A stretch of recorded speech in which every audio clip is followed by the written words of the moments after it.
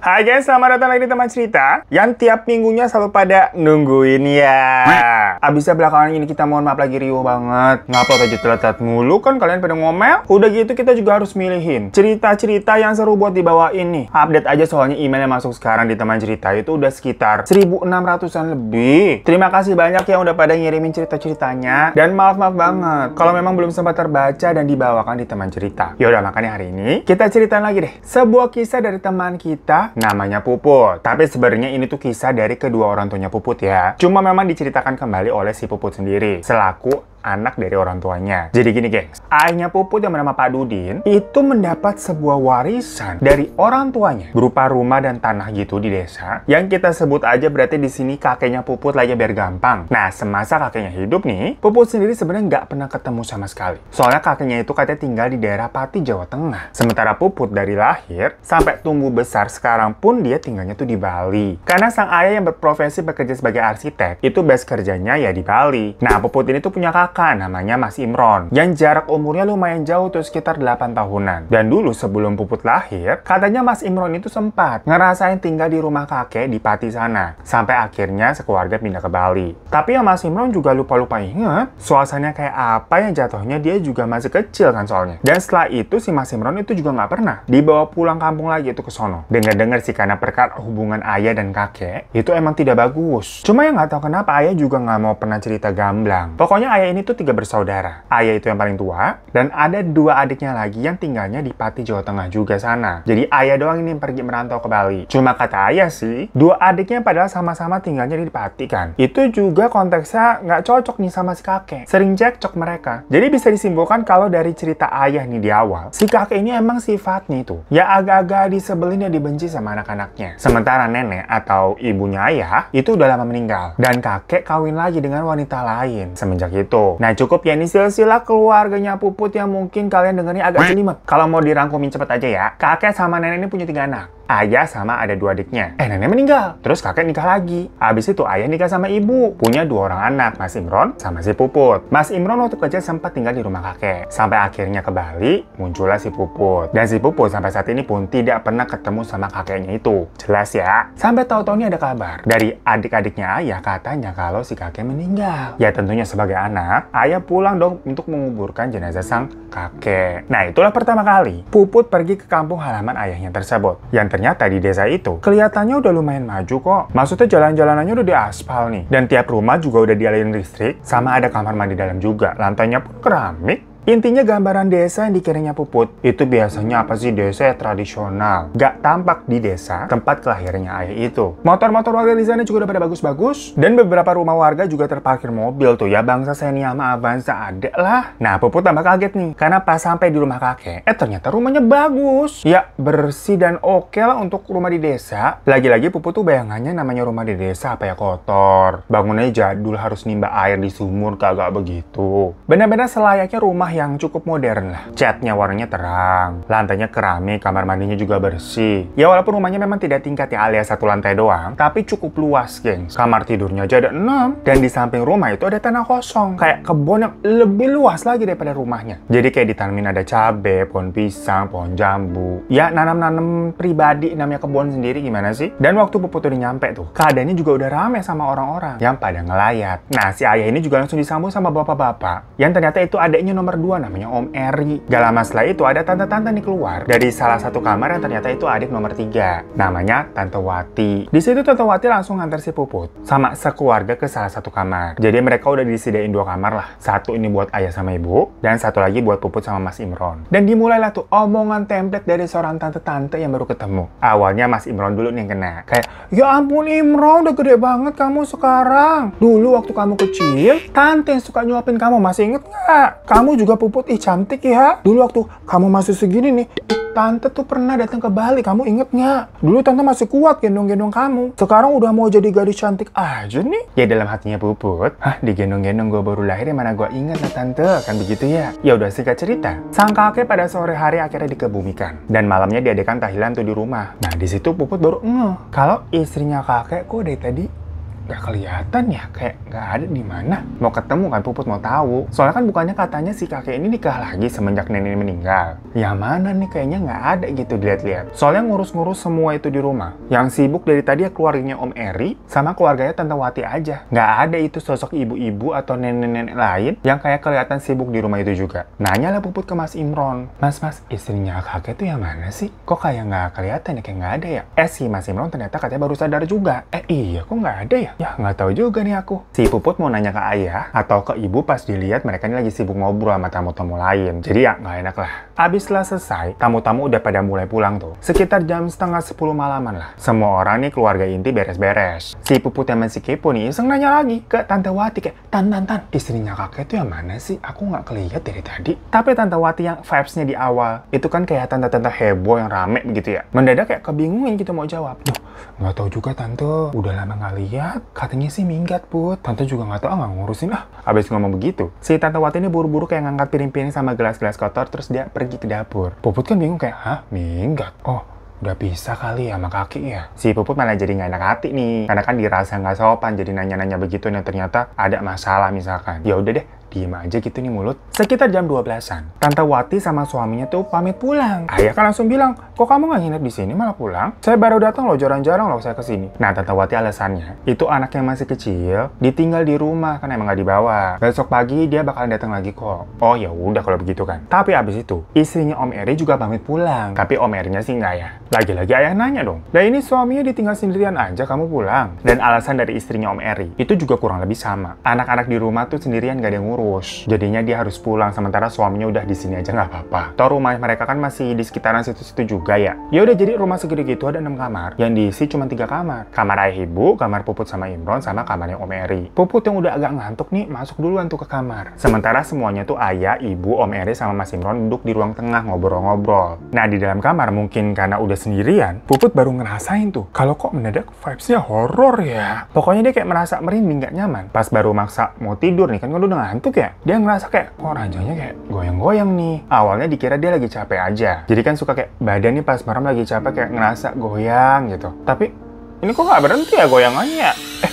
Beneran nih, goyang lagi gitu ranjangnya. Gempa apa gimana nih? Langsung lari keluar si Puput, dikiranya gempa. Tapi pas ngeliat yang lain masih ngobrol dengan santai, dilihat juga lampu nggak ada yang goyang, Puput baru ngerasa, lah tadi apa tuh barusan berarti? Merinding dia takut balik ke kamarnya sendirian. Akhirnya nimbrung lah sama yang lain. Walaupun sebenarnya matanya udah ngantuk banget ya. Nah di situ ayah sama Om Eri ini kayak ngomongin kalau ternyata kakek itu mewariskan rumah buat ayah sama Om Eri. Jadi kayak semacam dibagi dua gitu rumahnya. Dan tanah kosong di sebelah rumah tuh, sebagian diwariskan buat Tante Wati dan sebagian disuruh diwakafkan untuk kebutuhan umum. Pokoknya emang itu kan tanahnya luas ya. Lebih gede juga ukuran daripada ukuran rumahnya. Tapi kakek nggak bilang luas antara pembagian rumah sama tanah tuh gimana, seberapa-seberapa. Intinya Om Eri kayak mau menyerahkan aja ke ayah selaku anak yang tertua, buat ya terserah kakak aja deh gimana pembagiannya. Namun di situ ternyata si ayah itu kayak menolak, udah saya mah nggak usah dapet. Ini rumah buat kamu aja tuh, tanah juga buat Wati, sisanya diwakafkan nggak apa-apa. Saya juga kan jarang pulang ke sini. Biar kalian aja udah yang ngurus. Mau kalian jual lagi setelahnya juga silahkan, nggak apa-apa.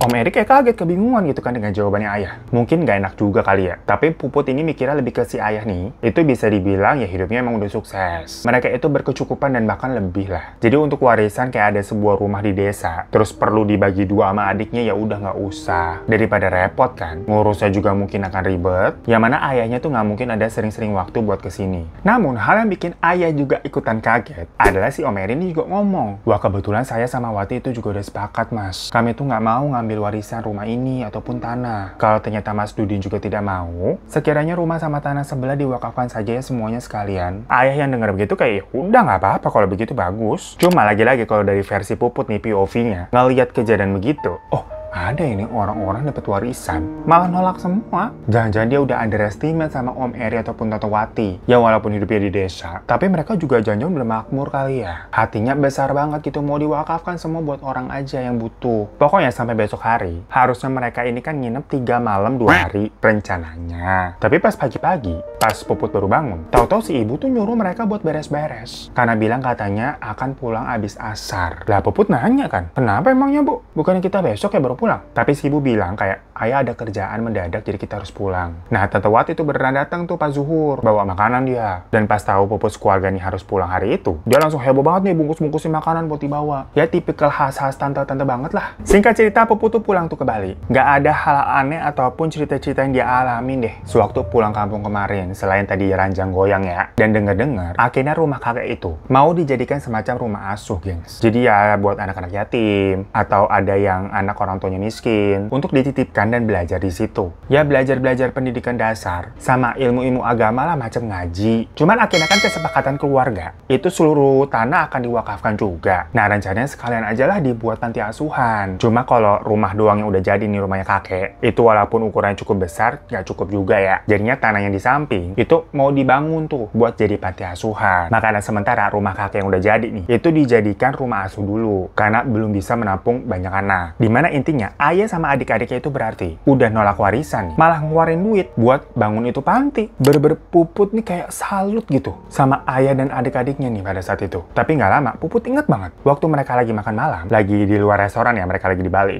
Ayah tuh dapet telepon. Ya mukanya dari awal mereka pada lagi happy-happy, toto berubah serius dan kayak langsung beda banget lah. Besokannya ayah bilang mau pulang kampung lagi ke Pati, ada masalah. Nah yang bikin anehnya nih, si ibu tuh sempat berantem sama ayah dengan bilang kalau ayah nggak usah pergi. Pokoknya sampai cekcok tuh hari itu. Padahal ayah tuh udah siap, udah bawa koper, udah ditungguin taksi juga di depan rumah, tapi ibu tetap ngelarang-larang sampai marah-marah. Padahal ayah sama ibu nih konteksnya jarang berantem loh, apalagi di depan anak-anak. Bahkan sampai akhirnya ayah tetap berangkat tuh, ibu sampai nangis-nangis. Puput seumur hidup nggak pernah tuh ngeliat ibunya sampai nangis sebegitunya. Jadi ditanya kenapa sih Bu, kok ayah mau pulang kampung dilarang segitunya? Tapi si ibu nggak cerita apa-apa. Sampai hampir semingguan berlalu, si ayah nih nggak balik-balik. Cuman ayahnya tetap ngabarin ya, tetap nelpon. Belum bisa balik memang katanya. Nah Puput akhirnya baru merasa aneh nih, karena dari awal ayah pergi sampai udah semingguan, si ibu tuh gelisah terus dan bener-bener nggak fokus kalau diajak ngomong. Dimana Puput juga tahu kalau ayahnya misalkan lagi dinas keluar kota, itu kalau kerja emang bisa lama, semingguan lebih. Cuman kalau konteksnya lagi liburan atau bukan buat kerja, itu ayah paling anti sama yang namanya lama-lama. Paling banter 3 hari, karena kepikiran ada kerjaan terus, ayahnya tuh sibuk banget. Nah si ayah ini kan konteksnya pulang kampung, bukan kerja di sana. Ini sampai semingguan lebih kok tumben betah si ayah, nggak kayak biasanya. Cuman Puput masih positive thinking, mikirnya apa ayah lagi kerja ngebangun panti kali ya. Kan gimana pun juga ayahnya arsitek emang. Lewat sampai seminggu lebih, ayah belum pulang juga, ibunya udah mulai stres. Akhirnya Mas Imron yang nggak tahan juga nih ngeliat ibunya, kenapa ibu gue? Ditanya, ibu sebenarnya khawatir tentang ayah tuh kenapa? Kan jelas perginya kemana, pulang kampung, bukannya selingkuh begitu ya. Mungkin karena terlalu cemas, akhirnya ibunya cerita kalau dulu tuh si kakek ini dipercaya kayak sesat gitu gengs memang. Tapi ibu juga nggak tahu kakek ini sesatnya gimana. Ayah cuma pernah cerita sama si ibu kalau nenek atau istrinya kakek yang udah meninggal tuh, itu semua karena perbuatannya kakek. Ayah nuduh kakek pokoknya semacam menubalkan nenek untuk urusan duniawi. Dan si kakek ini memang dikenal kasar orangnya sama anak-anak. Makanya ayah tuh kayak benci banget sama kakek. Sampai-sampai hubungan mereka tidak bagus. Diikuti juga sama kedua adiknya yang semenjak ibu mereka telah meninggal, empet juga rasanya gitu mungkin sama si kakek. Mana ditambah kakek ini nikah lagi sama perempuan lain yang umurnya jauh lebih muda, kayak nggak inget umur loh kek. Pokoknya semenjak ayah menikah sama ibu dan dapat tawaran kerja di Bali, pastinya itu diambil langsung sama si ayah yang emang pengen keluar dari rumahnya kakek. Cuman menurut ibunya, waktu awal-awal menikah, mereka kan sempet tuh tinggal di rumahnya kakek sampai ada Mas Imron juga. Baru pas Mas Imron ini umur 5-6 tahun, mereka pindah ke Bali. Nah, kakek itu diem aja kok. Malah hampir nggak pernah ngomong sama ibu. Ngomongnya tuh kalau ada perlu doang. Dan ibu nggak pernah ngeliat kakek marah-marah. Jadi cerita ayah katanya kakek ini kasar, itu sebenarnya ibu tidak melihat ya. Ya mungkin itu terjadi waktu si ayah ini masih kecil. Tapi ibu memang bilang di rumah kakek itu banyak banget penampakannya. Waktu ibu lagi hamil tuh, dia sering banget diliatin sama hantu cewek lehernya panjang sama lidahnya juga menjulur panjang gitu gengs. Berber kayak diikutin, sampai pernah saking kagetnya ibu ngeliat penampakan itu, si ibu ini sampai jatuh dan pendarahan. Lagi hamil kan soalnya. Yang jelas selain sosok cewek leher dan lidah panjang itu, ibu juga sering ngeliat ada pocong yang suka berdiri di depan pintu kamar kakek. Makanya ibu waktu tinggal di rumah kakek tuh, bawaannya juga nggak tenang terus. Dan pas bapak dapat tawaran kerja di Bali, si ibu langsung ngebujuk bapak untuk udah ambil, nggak usah mikir. Sementara Mas Imron sendiri itu tidak terlalu ingat ya dalam melihat atau kayak mengalami penampakan-penampakan yang aneh di rumah kakek. Soalnya balik lagi, mungkin karena waktu itu dia masih kecil,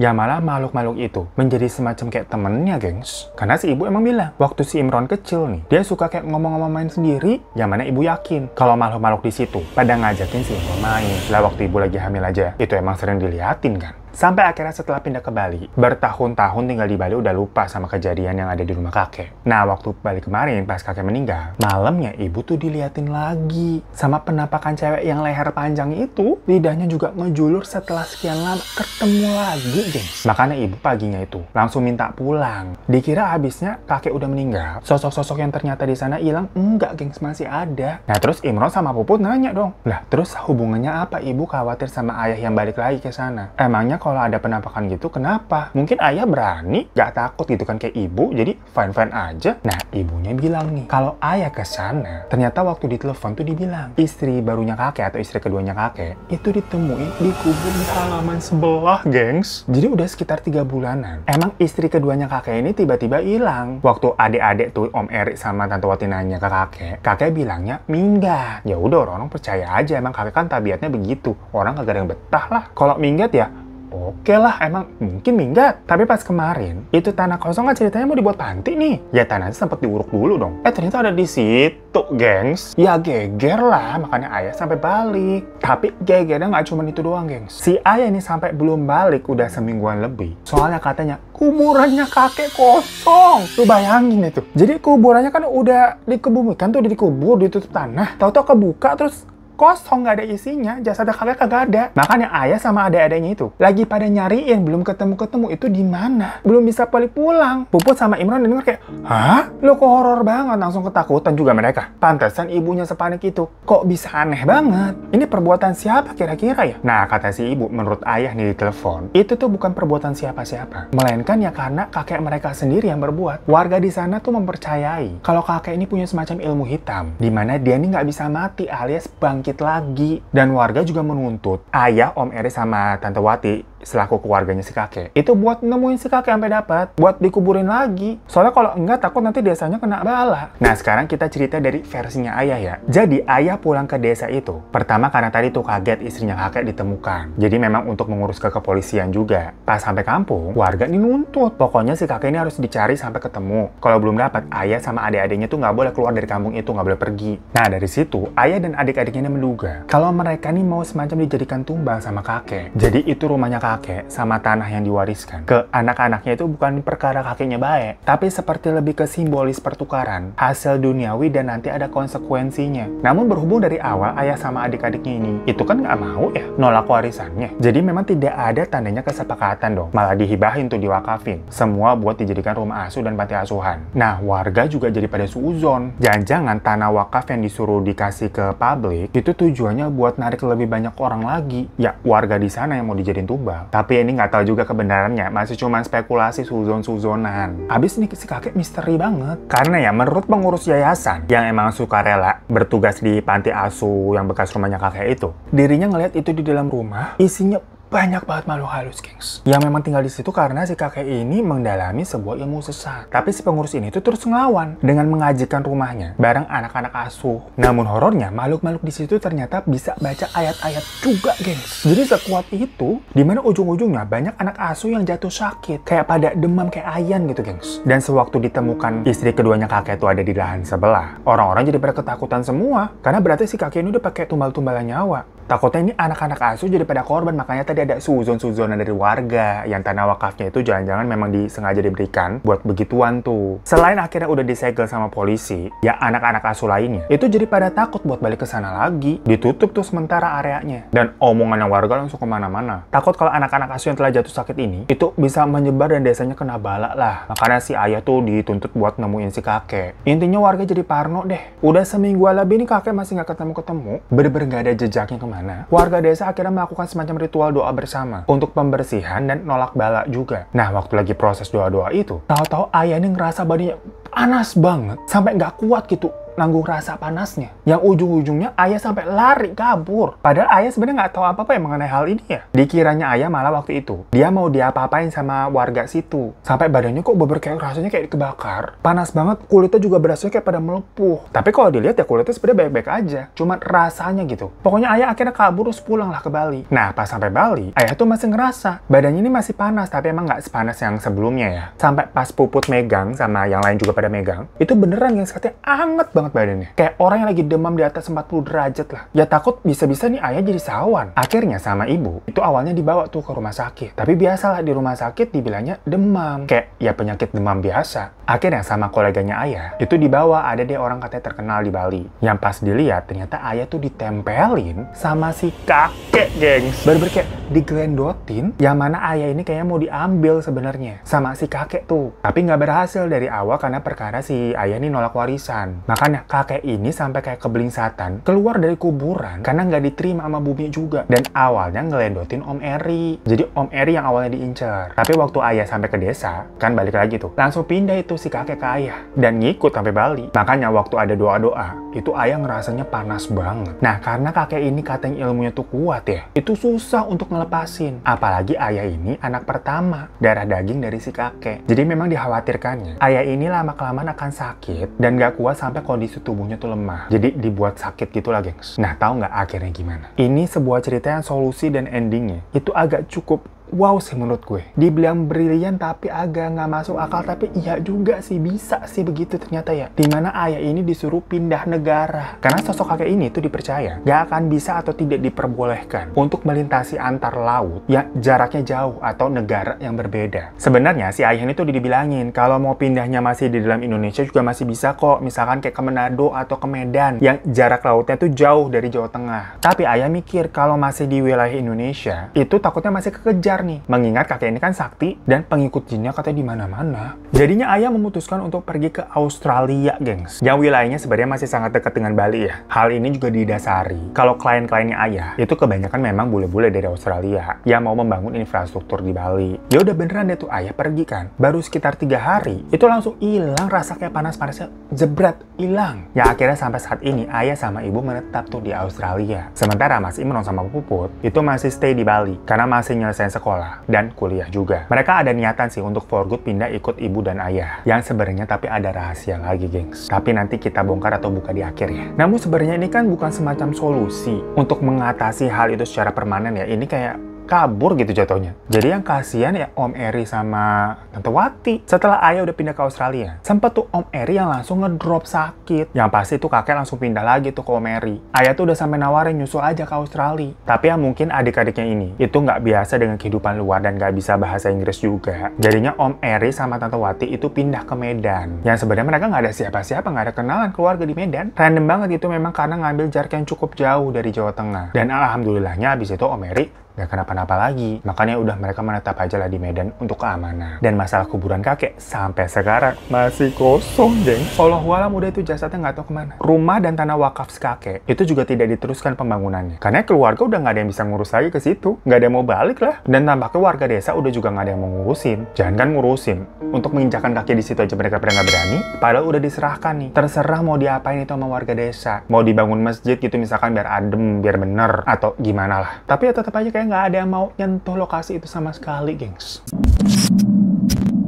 So, itu kisah dari keluarganya Puput yang sampai saat ini katanya udah mau berjalan 5 tahun. Sang ayah tuh menetap di Australia, belum balik lagi ke Indonesia. Tapi Puput sama Mas Imron sendiri itu jatuhnya tektokan ya, sering dari Bali ke Australia juga buat menemui orang tua mereka. Mungkin dari kalian ada yang bertanya-tanya nih, kenapa Mas Imron dan Puput itu kok nggak ikut langsung aja pindah ke Australia? Kan mereka nih masih anak ayah, punya darah ayah tuh yang masih mengalir. Nggak takut kenapa-napa. Jadi ternyata Mas Imron sama Puput ini itu adalah anak angkat dari ayah dan ibu, gengs. Ingat nggak, ibu tuh sempat pendarahan waktu lagi hamil gara-gara jatuh digangguin sama hantu cewek tuh leher panjang. Nah saat itu ibu keguguran anaknya, gengs. Ya nggak tahu ya ini hanya suuzon lagi. Jangan-jangan emang itu sengaja dari perbuatan kakek. Nah Mas Imron itu waktu bayi ditinggalin sama orang tuanya di balai desa. Jadi orang tuanya juga nggak tahu siapa. Si ibu yang tahu ada bayi terlantar nih abis kehilangan anak, ngeliat ada bayi ini masih merah nggak tega dong langsung diadopsi. Bener-bener masih merah digeletakin soalnya. Jadi dirawat dari kecil banget. Udah jadi kayak anak sendiri jatuhnya. Nah terus kalau Puput itu emang ibu sama ayah sengaja mau adopsi anak perempuan untuk melengkapi punya cowok punya cewek. Nah waktu mereka pindah ke Bali, mereka ngadopsi si Puput. Karena setelah keguguran yang pertama itu, katanya rahimnya ibu tuh udah susah untuk bisa buat punya anak lagi. Dan emang mukanya Puput katanya paling beda tuh di keluarga. Karena Puput jatuhnya asli orang Bali. Cuman FYI aja masalah ini dari awal. Ya nggak dari awal juga sih. Maksudnya pas Imron sama Puput udah lumayan berumur, mereka udah dikasih tahu. Ya mungkin itu juga alasannya. Puput selama ini nggak pernah sama sekali diketemukan sama kakek. Karena ya bukan cucu aslinya. lainnya. Jadi ya ngapain? Dan hubungan bapak sama kakek kan juga nggak bagus ya. Maka dari itu, Puput sama Mas Imron itu masih stay di Bali. Karena tidak sedarah nih ternyata sama ayah, jadi tidak terlalu beresiko. Tapi Puput nih cerita, dia nih yang sering dengerin teman cerita dan channel-channel horor lain, itu suka heran kalau ada cerita-cerita orang yang kayaknya gampang banget nemui